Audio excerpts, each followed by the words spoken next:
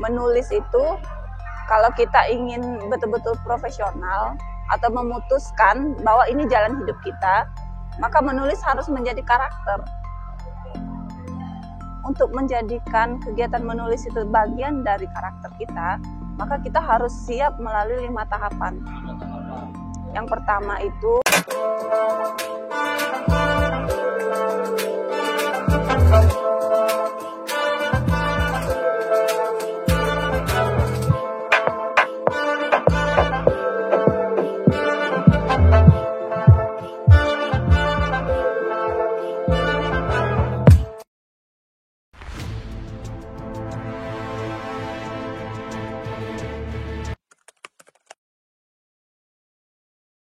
sama sekali tidak ya.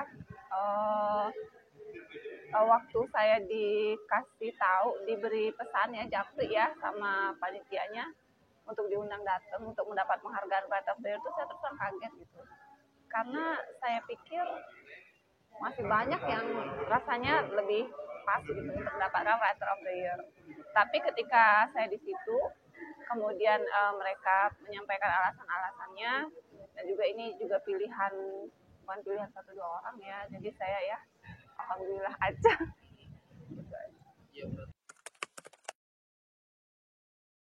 Dari yang saya dengar ya, kan ditayangkan juga ya sama IKP gitu videonya pas penghargaan itu. Jadi pertama buku,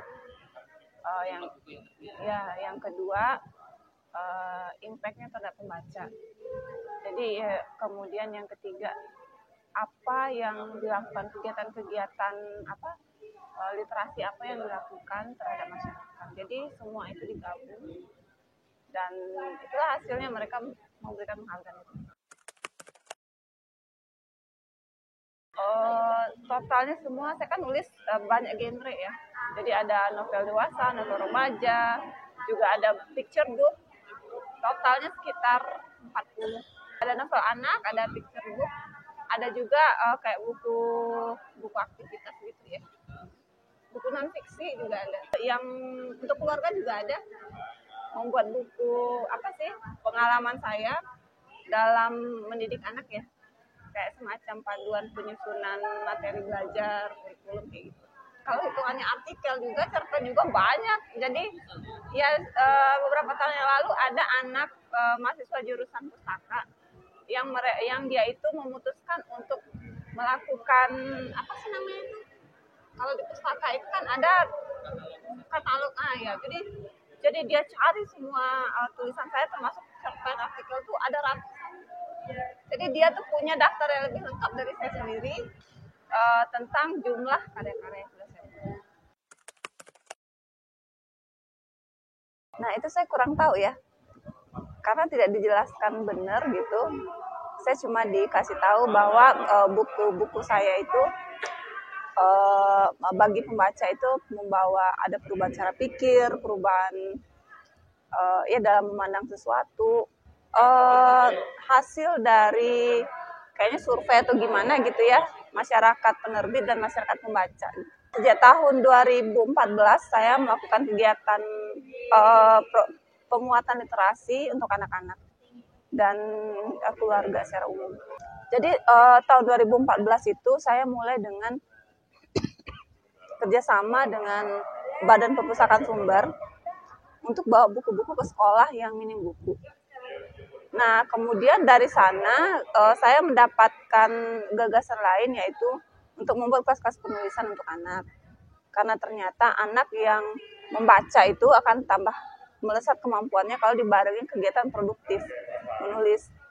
Dari sana kemudian saya bekerja sama dengan beberapa badan pustaka lainnya di daerah di Sumatera Barat. Lalu Dinas Pendidikannya di Kota Padang. Sampai akhirnya saya menyadari bahwa kalau saya ingin membuat program pemuatan literasi yang lebih cepat hasilnya, efisien, efektif, maka sasarannya itu harus keluarga. Maka dari sana saya pun mulailah membangun komunitas keluarga yang mereka itu semua tergabung dalam suatu cita-cita bersama ya. Jadi kalau ada program misalnya ini program Red Laut gitu. Jadi mereka langsung menyadari oh Red Laut ini memang penting untuk anak, lalu mereka segera melakukan sehingga hasilnya itu cepat kelihatan. Berdasarkan pengalaman itu saya mulai fokus ke keluarga aja karena lebih cepat gitu. Maksudnya itu lebih cepat mengubah pola pikir. Karena orang tua tuh pasti yang paling ingin gitu melihat anak-anaknya itu cepat pintar, cepat berhasil gitu kan, sehingga mereka akan melakukan segala cara. Jadi ketika mereka sadar bahwa oh ya anakku kalau mau pintar dia harus punya banyak buku, besoknya mereka gercep pergi ke toko buku kan, beli buku, terus besoknya mereka bacain buku. Jadi lebih cepat dampaknya kalau kita menyasar keluarga. Tahun lalu sih, tapi yang resminya ya, tapi yang sebelum-sebelumnya sudah sering kumpul sesama keluarga, komunitas, pokoknya sering ngumpul-ngumpul aja sampai akhirnya oh ya kita bikin ini aja deh, JPM itu. Memang mood itu kayaknya tantangan besar ya. Kalau saya pribadi sekarang sudah beberapa tahun belakangan ini mood itu bukan sesuatu yang menjadi halangan gitu ya.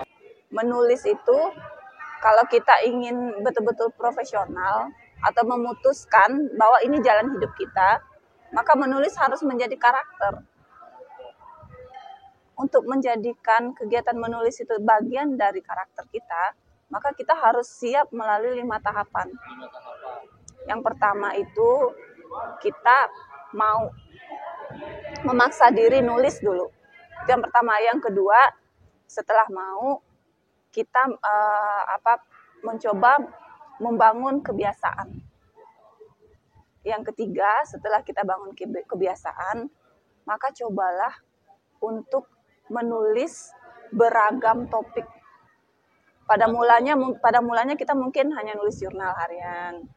Lalu kita udah terbiasa menulis apa yang dekat, lalu mulailah beragam topik. Misalnya yang dekat aja dulu, misalnya keluarga, teman, misalnya, atau hal-hal yang menarik perhatian kita, misalnya kayak isu kesehatan mental, misalnya kayak gitu. Boleh kita belum menguasai, tapi kita belajar mencari datanya dulu.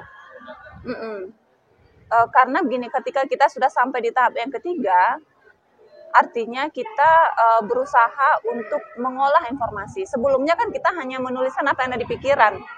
Tapi setelah sampai di tahap ketiga, mengolah informasi, maka kita akan membiasakan otak kita untuk melakukan kegiatan-kegiatan yang agak kompleks, misalnya analisis. Karena untuk bisa menulis itu kan membutuhkan kemampuan analisis ya. Setelah itu yang keempat, setelah lewat yang ketiga, maka sampailah kita kepada dia menjadi budaya. Kalau dia sudah menjadi budaya, kita enak menulis apa saja, ditarik kemana-mana enak. Setelah jadi budaya, baru dia jadi karakter. Ya pertama, tentu kita harus banyak baca dulu. Karena kita nggak mungkin mempelajari sesuatu kalau kita nggak punya referensi sebelumnya gitu. Jadi kita baca dulu banyak buku, sampai kita ngerti, oh pola penulisan itu begini. Setelah itu baru kita belajar. Kalau saya itu belajar dari buku-buku penulis-penulis ahli. Jadi saya baca bukunya, saya pelajari gimana cara mereka bikin dialog, gimana cara mereka membangun emosi, gimana cara mereka membangun situasi, gitu. Jadi setelah saya pelajari, dari sana saya ambil saripatinya, kemudian saya jadikan itu untuk pengetahuan diri saya sendiri pada saat menulis. Enggak. Tapi kalaupun ada satu, kayaknya Neil Gaiman. Neil Gaiman itu ya filosofis, fantasi ya. Suka karena dia sangat lentur dalam menyusun diksi. Jadi kalau dia nulis itu kayaknya dia nulis sekali duduk gitu. Dari awal sampai akhir itu ketika kita baca tuh nggak berasa. Jadi saya tuh ingin punya kemampuan seperti dia. Saya kalaupun ada, dulu waktu saya SMP, jadi berkat beliau itu sebenarnya saya jadi penulis. Waktu SMP itu saya punya guru bahasa Indonesia, namanya Bu Mus. Ya, jadi beliau itu waktu tahu saya suka nulis, dia suruh saya nulis puisi, nulis apa aja gitu. Terus saya kasih puisi saya. Terus saya itu kan dulu tuh tinggal di Kota Payakumbuh namanya. Kota itu jaraknya 120 km dari Padang. Jadi Bu Mus itu dia nganterin puisi itu ke Padang dengan bus itu. Terus dia kasih ke koran, terus dimuat. Kalau beliau nggak melakukan itu, saya nggak jadi seperti sekarang. Saya nggak akan mungkin dapat kayak Writer of the Year IKP kemarin tuh nggak mungkin. Justru karena tindakan beliau itu yang bagi beliau mungkin ya sederhana, ya aku gurumu gitu ya. Justru itu yang kemudian menentukan hidup saya. Ya sebenarnya mau di bidang apapun, kunci utamanya itu kan kreatif dan mau belajar. Bukan cuma di dunia penulisan, tapi kalau kita bicara khusus dunia penulisan, kita nulis saja, tapi kita nggak mau upgrade. Tulisan kita gitu-gitu aja. Ya kita juga gitu-gitu aja gitu. Saya itu pernah dinasehati seorang teman dulu. Nasihatnya itu dengan sebuah metafora gitu. Dia memberikan sebuah, bukan metafora, analogi. Dia menganalogikan batok kelapa. Kata dia gini, orang kalau kerjanya mukul batok kelapa aja, tapi terus menerus konsisten tok tok tok tok tok tok gitu, sampai dia menemukan bagian mana yang bunyinya bagus, bagian mana yang enak, dia dibikin jadi alat musik. Akhirnya orang akan memandang dia gitu. Akhirnya dia akan akan punya apa sih, mungkin penggemar sendiri, penggemar musik batok mungkin. Nah, dalam bidang yang lain gitu juga, konsistensi, kesungguhan, sampai akhirnya kita menjadi betul-betul ahli di situ, betul-betul menjadi bisa, maka itu akan memberikan sesuatu ke dalam hidup kita sendiri. Sesuatu itu bisa berupa penghidupan yang baik dari sana atau hal-hal lainnya. Jadi kuncinya adalah konsisten, mau upgrade diri, dan jangan setengah-setengah dalam menekuni satu hal.